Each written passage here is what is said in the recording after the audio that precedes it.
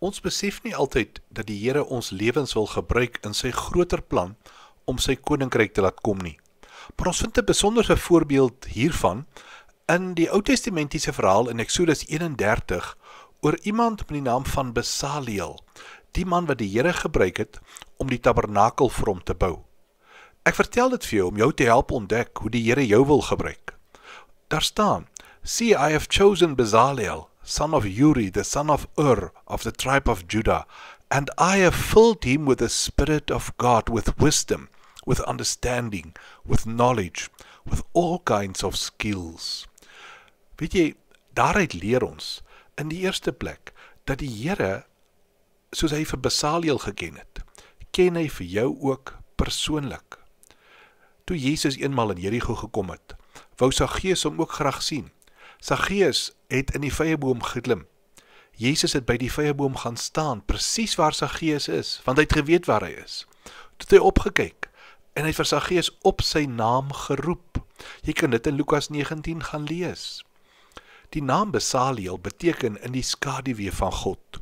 Sy naam het vertel, dat hy deur die teenwoordigheid van die Here oorskadu was. Ons weet soveel meer as Besaliel, want weet jy, deur Jesus het sy liefde aan jou gedemonstreer, tot so mate dat selfs die hare op jou kop almal getel is. Jy moet tog onthou, jy is nie toevallig hier nie. Maar dat is 'n tweede saak. Die Here het Besaliel baie spesifiek geroep. Jesus het vir sy disippels gesê, julle het my nie uitverkies nie, maar ek het julle uitverkies en julle aangestel om te gaan vrug te dra. Dis Johannes 15 vers 16. Nou met sekere keuses in die lewe, gaan daar altyd 'n roeping mee saam. So roep die Here elke pa en ma om ouers te wees. En dit is 'n lewenslange roeping. Maar die Here het Besaliel spesifiek geroep om met sy ambagswerk 'n verskil te kom maak. Soms hoor jy mense sê, maar ek is al te oud. Maar wie jy ouderdom het nog nooit die Here verhinder nie. Dit moet jou juis aanmoedig om getrou te kan bly. Maar daar's 'n derde belangrike ding. Nie net ken die Here jou persoonlik nie, maar die Here roep jou spesifiek nie, maar hy rus jou ook uniek toe. Wie die Here sê in vers 3 tot 5, ek het hom toegerus met my gees, sodat hy met vaardigheid, insig en verstand enige werk kan doen. Hier is dus iemand wat God toerus om 'n spesifieke werk te kan doen. En die Here sê, ek het hom daardie vermoë gegee. Jy sou dink as die Here dit sê, dan sou dit beteken, maar hy gaan seker geroep word om te preek. Maar hy word duidelik geroep en met die Heilige Gees vervul, om met sy hande te kan werk, om 'n vakman te wees. Moses was geroep om 'n geestelike leier te wees. Besaliel was geroep om 'n vakman te wees. Ja, Besaliel het vir Moses nodig gehad, maar Moses het vir Besaliel baie nodig gehad. Wat sou jy dink, sou van Besaliel gevra word?